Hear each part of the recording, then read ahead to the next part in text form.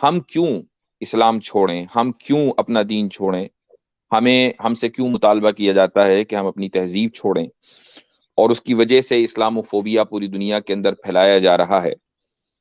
یہ چیز ایسی ہے کہ قرآن کریم میں اللہ تعالیٰ نے اس کی طرف اشارہ فرمایا ہے۔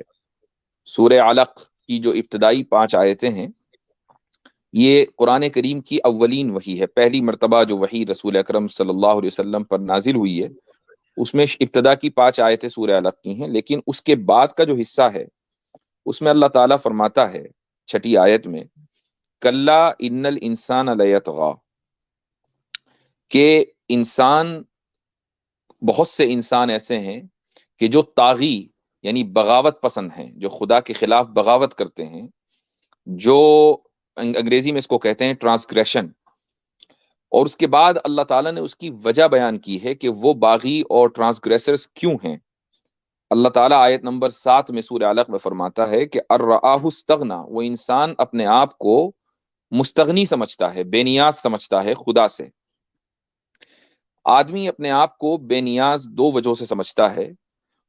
پہلی وجہ ہے کہ اس کے پاس مال بہت ہے، اور دوسری وجہ ہے کہ اس کے پاس طاقت بہت ہے۔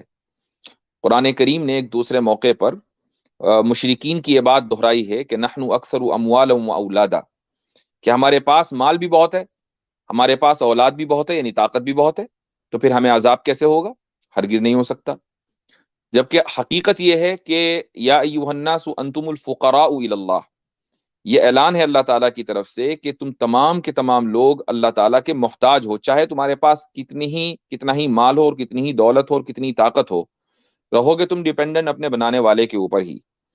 اب آگے جو اللہ تعالیٰ فرماتا ہے سورہ علق میں، وہ دراصل غور کرنے کی بات ہے کہ اللہ نے اس بغاوت کی جو سبب ہے وہ یہ بیان کیا کہ ایک آدمی اپنے آپ کو مستغنی بے نیاز سمجھتا ہے مال اور طاقت کی بنیاد پر۔ آگے اللہ کہتا ہے 2-3 آیتیں چھوڑ کر کہ ارأیت الذی ینہا عبدا اذا صلی، کہ بھلا تم نے اس بندے کو نہیں دیکھا کہ جو ایک دوسرے بندے کو روکتا ہے جبکہ وہ نماز پڑھتا ہے۔ یعنی ایک آدمی کو دوسرے بندے سے صرف اس لیے پریشانی ہو رہی ہے کہ وہ نماز پڑھ رہا ہے، نماز پڑھتے ہوئے سامنے والے کو دیکھا نہیں جا رہا۔ اور کیوں پریشانی ہو رہی ہے؟ وہ پریشانی اس لیے ہو رہی ہے کہ جو پہلا بندہ ہے، جو روکنے والا ہے، وہ اپنے آپ کو یہ سمجھتا ہے کہ میرے پاس مال ہے اور میرے پاس طاقت ہے، لیکن دنیا جانتی ہے کہ جس کے پاس مال اور طاقت ہو، صرف مال ہو اور صرف طاقت ہو، لیکن وہ آئیڈیولوجیکلی ویک ہو، تو ہمیشہ وہ اپنے آپ کو انفیریٹی کمپلیکس کا شکار سمجھتا ہے، وہ ہمیشہ احساس کمتری میں رہتا ہے۔ آج آپ انڈیا میں دیکھیں کہ خصوصاً نارتھ میں اگر کسی آدمی کو آپ کہیں پبلک پلیس میں نماز پڑھتا ہوا دیکھ لیتے ہیں، لوگ دیکھ لیتے ہیں، تو فوراً اس کا فوٹو سوشل میڈیا پہ وائرل ہو جاتا ہے کہ جی نماز پڑھ رہا ہے، اس کے خلاف FIR ہو جاتی ہے۔ چھوٹے چھوٹے گاؤں اور قصبوں کے اندر ایسا ہو رہا ہے۔ ایسا نہیں ہے کہ پبلک آرڈر ڈسٹرب ہو رہا ہے، ہاں اگر پبلک آرڈر ڈسٹرب ہو تو تھوڑی دیر کے لیے مان لیں۔ ابھی کچھ دن پہلے یہ خبر آئی تھی کہ ایک خاتون اپنے کسی رشتہ دار کو کسی ہاسپٹل میں وزٹ کرنے کے لیے گئی، عیادت کرنے کے لیے، نماز کا وقت ہوا تو برابر کا خالی کمرہ پڑا ہوا تھا، تو انہوں نے وہاں پر نماز پڑھ لی خالی کمرے میں، لیکن ان کی ویڈیو بنا لی گئی اور اس کے بعد FIR ان کے اوپر لانچ کر دی گئی۔ یہ کیا ہے؟ قرآن کریم اس کو پہلے ہی کہہ چکا کہ ارائیت الذی ینہا عبدا اذا صلی، لیکن قرآن کی جو اتھارٹیٹیو ٹون ہے، یہ بھی دراصل اس کے ایک اعجازات میں سے ایک اعجاز ہے۔ آگے اللہ تعالیٰ فرماتا ہے کہ یہ مت بھولنا کہ اللہ دیکھ رہا ہے، الم یعلم بان اللہ یرا، اور اس کے بعد آگے اللہ تعالیٰ فرماتا ہے کہ اگر یہ اپنے پورے گینگ کو بلا لیں تو تم ان کو کہو اے محمد صلی اللہ علیہ وسلم کہ بلا کے لے آئیں، فلیدع نادیہ، اپنے پورے گینگ کو بلا کے لے آئیں، اللہ کا کچھ نہیں بگاڑ سکتے۔ آئیڈیالوجی جو حق ہوتی ہے ہمیشہ وہی آگے چل کر کامیاب ہوتی ہے۔ مال اور دولت کی بنیاد پر وقتی طور پر دشمن اور نمرود، فرعون، ابو جہل، یہ لوگ یہ سمجھتے ہیں، حامان، شداد، قارون، یہ سمجھتے ہیں کہ ہم اپنے مال اور دولت کی بنیاد پر وقتی طور پر شاید اس آئیڈیالوجی کو دبا لیں گے، لیکن حق، الاسلام یعلو ولا یعلی علیہ، اسلام یعنی حق، یہ بلند ہوگا، اس کے اوپر کوئی دوسری چیز غالب نہیں آ سکے گی۔ یہ اللہ تعالیٰ کا اعلان ہے حضرت آدم علیہ الصلوۃ والسلام سے لے کر آج تک۔ پوری دنیا کے اندر یہی صورتحال رہی ہے. 20 سال تک، 2001 کے بعد سے 20 سال تک پوری دنیا کی نظر میں امریکہ جیت رہا تھا. لیکن اچانک 2000 پچھلے سال 15 اگست کو لوگوں کو پتا چلا کہ ارے نہیں، امریکہ نہیں جیت رہا تھا، کوئی اور جیت رہا تھا. اس کی وجہ یہ تھی کہ امریکہ کے پاس صرف دولت تھی، اس کے پاس طاقت تھی، لیکن اس کے پاس آئیڈیالوجی نہیں تھی. تو لوگوں کو یہ سمجھنا چاہیے کہ اسلاموفوبیا پھیلا کر، طاقت اور مال کا سہارا لے کر وہ کسی حق کو یا کسی یعنی اللہ تعالیٰ کے سچے پیغام کو وہ دبا نہیں سکیں گے. خالق کا جو بھیجا ہوا پیغام ہوتا ہے وہ انسان کا بنایا ہوا نظام نہیں ہوتا کہ اس کے اندر انکنسسٹنسیز ہوں. وہ اللہ تعالیٰ کا بنایا ہوا ایسا محکم نظام ہے کہ اس کو غالب آنا ہی آنا ہے. آج نہیں آئے گا، کل آئے گا.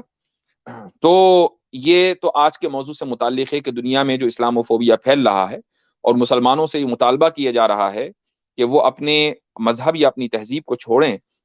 تو لوگوں کو یہ سمجھ لینا چاہیے کہ مسلمان جو اسلاموفوبیا کا شکار ہوتے ہیں، ہو سکتا ہے کہ انڈیویجولی وہ ہوں، لیکن اس وجہ سے اسلام کو ان سے چھڑایا نہیں جا سکتا. اب اگر اس بنیاد پر آپ ہمیں یہ تانا دیں کہ ہم کٹر ہیں، تو ہمیں فخر ہے کہ ہم کٹر ہیں، اس لیے کہ کٹر ہونے کا حق بھی ہمیں ہے. کیونکہ جس قوم کے پاس حق ہوتا ہے، اگر اس حق کا کے اوپر وہ فخر نہ کرے اور اس حق کا وہ اعتراف نہ کرے اور اس حق کو چھوڑ دے، تو ظاہر ہے کہ پھر وہ قوم منافق ہے. مسلمان منافق نہیں ہوتا ہے، اس کو پتا ہے کہ قرآن کریم اللہ تعالیٰ کا سچا پیغام اس کے پاس ہے، لہٰذا وہ کٹرتا کے ساتھ، اسی سختی کے ساتھ اس اسلام کے اوپر چلنے کو ہی اپنی کامیابی سمجھتی ہے. تو یہ تو سب سے پہلی بات ہے. ابھی کل میں نے ایک کمیونٹی پوسٹ ڈالی تھی.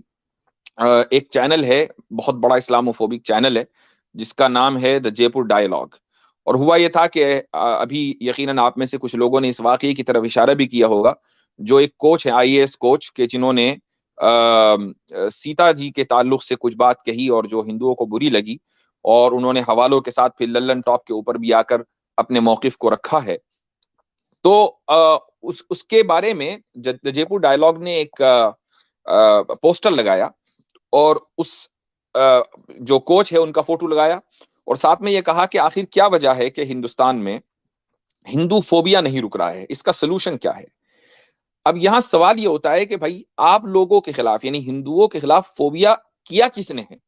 یہ کون کر رہا ہے؟ آپ کو آپ کی آئیڈیالوجی کے اعتبار سے پریشان کون کر رہا ہے؟ کون آپ سے یہ کہہ رہا ہے کہ آپ اپنی آئیڈیالوجی کو ترک کریں؟ بھائی ترک کرنے کے لیے تو اس سے کہا جائے گا جو اپنی آئیڈیالوجی کے اوپر ٹکا ہوا ہو. آپ نے تو خود ہی اپنے یہاں ریفارم کر کر کے اپنی آئیڈیالوجی کو زندہ دفن کر دیا. آپ نے تو خود ہی اس کو ستی پرتھا کے اوپر چڑھا دیا. آپ نے تو خود ہی اس کی چتا میں آگ لگا دی. تو دنیا کو اس سے کوئی فرق نہیں پڑتا کہ آپ کی آئیڈیالوجی کسی کتاب میں لکھی ہوئی ہے یا نہیں. فرق اس وقت پڑتا کہ اگر آپ مضبوطی کے ساتھ اپنی آئیڈیالوجی کے اوپر کھڑے رہتے. وہ آپ تو ہیں ہی نہیں، آپ تو لبرلزم کا شکار ہو کر اس کی غلامی پر اتر آئے ہیں. تو آخر پھر ایسی صورتحال میں ہندو فوبیا کس چڑیا کا نام ہے؟ کس ہندو فوبیا کی آپ بات کرتے ہیں؟ فوبیا اس کے خلاف ہوگا جو اقلیت میں ہوگا اور پوری دنیا سے لوہا لے رہا ہوگا اپنی آئیڈیالوجی کی بنیاد پر. لوگ پھر یہ کہیں گے کہ یار ہمارے پاس طاقت ہے، ہمارے پاس مال ہے، ہمارے پاس قوت ہے، لیکن یہ جو اقلیت ہیں، یہ جو 1 بلین لوگ ہیں، ہم 8 بلین ہو چکے ہیں، لیکن یہ جو 1 بلین لوگ ہیں، ہم ان کے اوپر کیسے قابو پائیں؟ ان کے خلاف فوبیا ہوگا. تو یہ تو آج کی جو اسٹریم ہے اس کے تعلق سے اس